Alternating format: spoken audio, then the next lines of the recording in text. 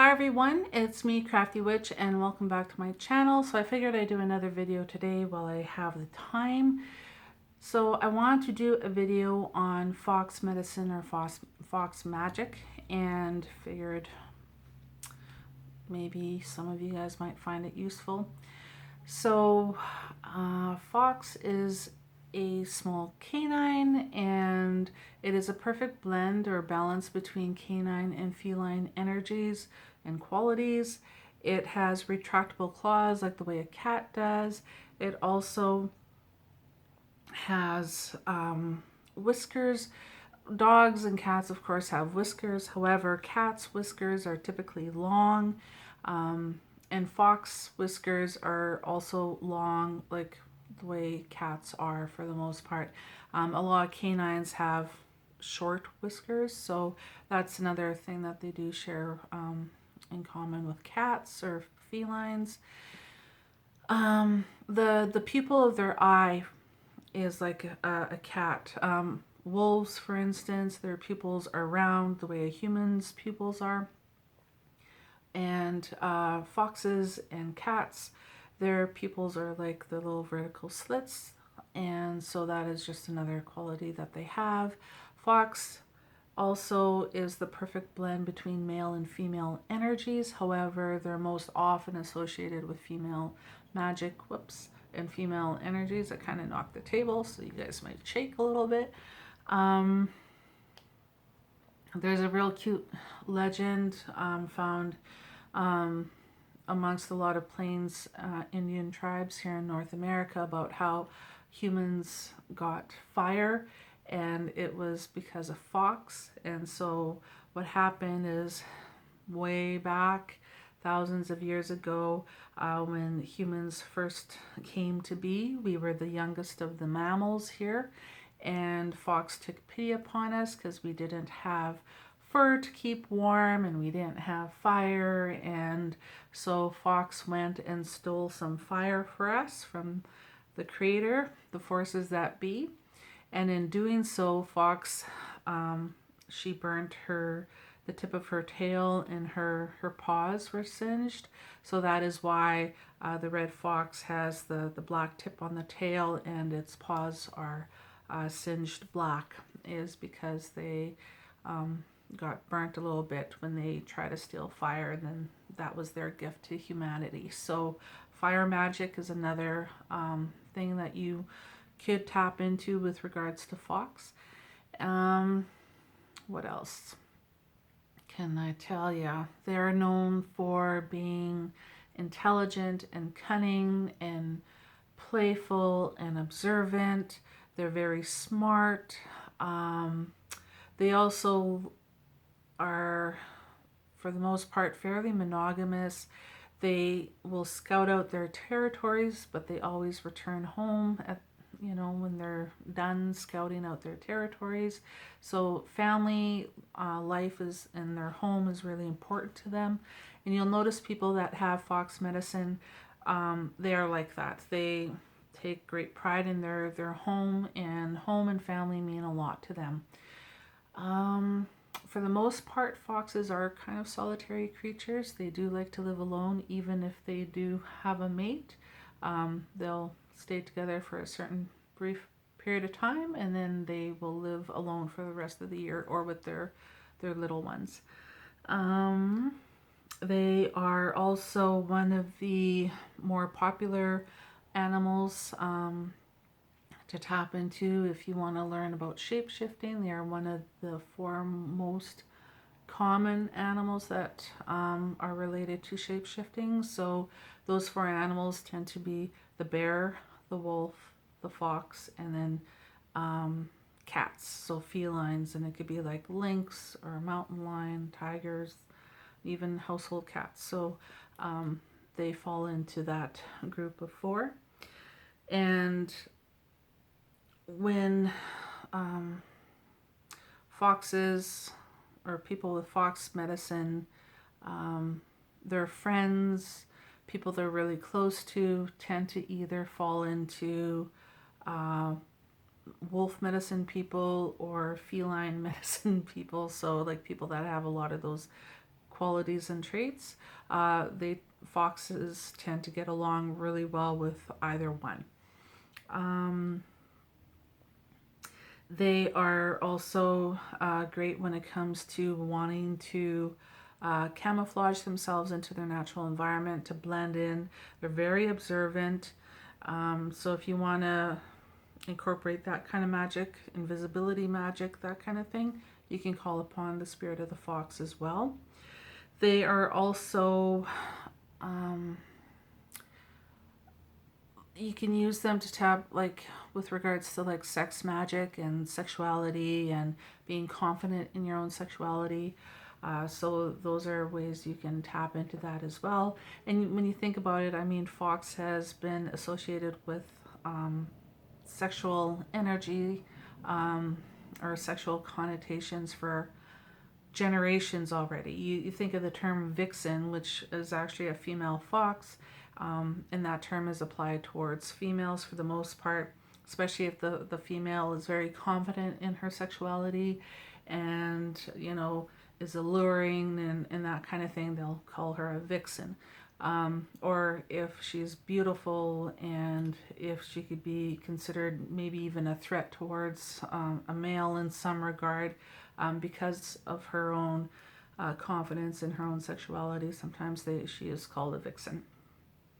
So sexiness, that kind of thing, if you want to incorporate that into your magical practice, you can call upon fox for that as well.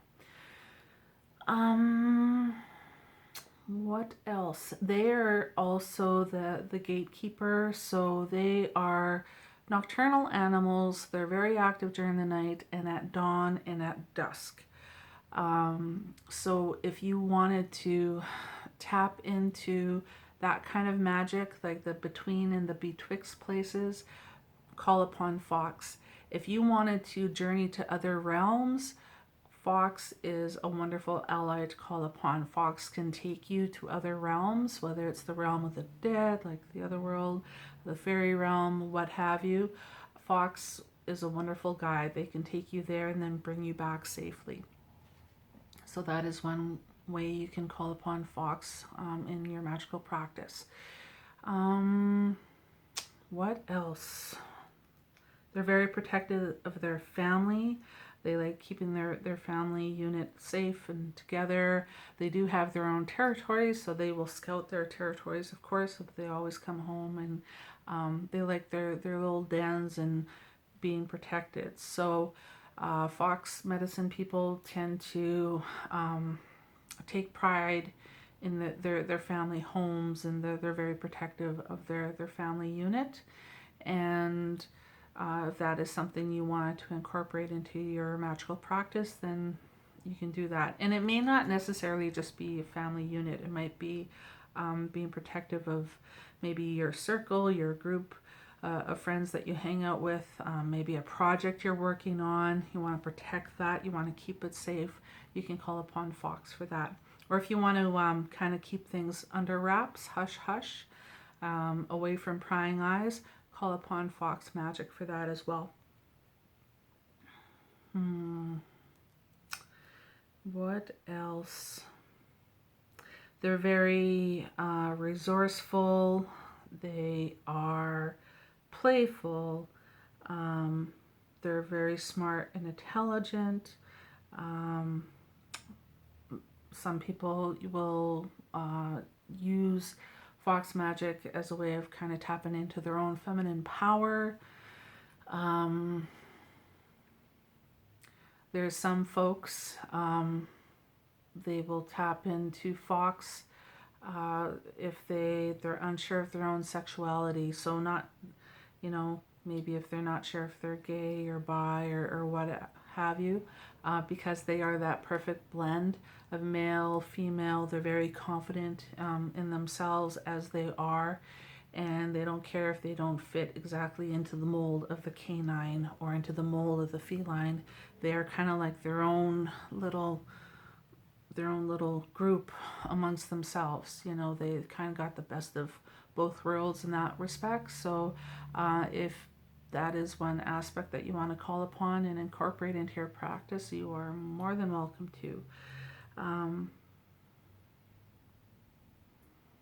What else? People that have a lot of fox medicine about them tend to get along with wolf medicine people and with feline medicine people. They can get along with both groups equally well, even if the feline and the canine themselves, for the most part, really don't get along. Fox is that great, kind of that emissary between the two, and they kind of get along with a lot of different people, and especially if they're opposites of one another, Fox is able to kind of like hang out with both sets, and they're totally cool with that. So yeah, they're very resourceful. They're great for using in invisibility magic. They're the gatekeeper. They can take you to other realms if you so choose. They can help you learn the art of shape-shifting and invisibility magic, and tapping into that confidence of your own sexuality or sex magic, or your own gender. If you're exploring or you're not sure, Fox is a great guide in that area as well. Keeping your family, your group safe, as I had mentioned before, being resourceful. They can also be very playful and cunning at the same time. So they could be, out in the field and they're prancing around and they're, playing, which can really let their prey's guard down. If the prey notices them and instead of running away, they just see this fox playing around and the fox isn't seen as a threat to them, they might stick around. And then as the fox is playing, the fox is, sneakily making its way closer while still, playing and prancing around and being silly out in the field or whatever. And then they get close enough to their prey and then they pounce on their prey. So it's kind of, they have that ability where they can get people to let their guards down, and either they can use that to their benefit, either to help that person, or to, if you use it in a bad way, then it'd be to that other person's detriment, right? Kind of like using, if you let somebody, and they let their guard down and they share maybe information with you, either you can help them, or some people unfortunately will use that information against that person. So just be mindful of that. One of the downfalls of fox is they are not great warriors. They don't have that kind of strength. They do have stealth. They do have the ability to run fast, of course, but it's usually for short periods of time.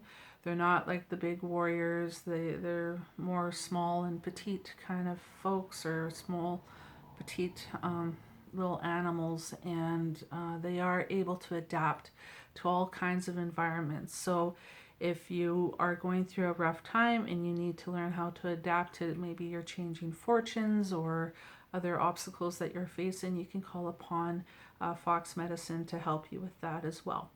So I hope that information helped you a little bit, and yeah, feel free to comment below if you like.